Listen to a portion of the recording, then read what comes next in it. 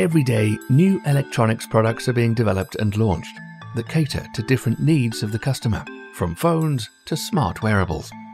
In fact, the global shipment volume of smart wearables in 2020 was 266 million units, and this is expected to triple in the next 5 years, reaching an astounding 776 million units in 2026.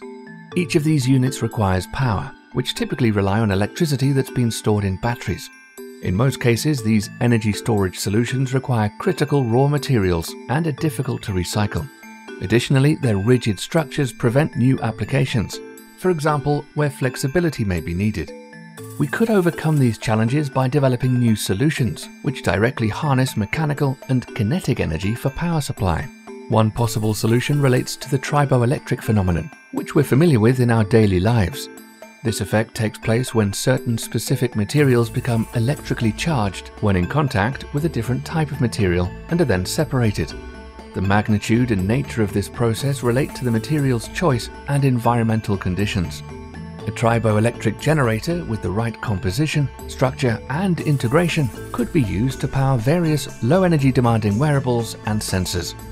At VTT, we develop new materials and energy solutions for powering the transition to a more sustainable future.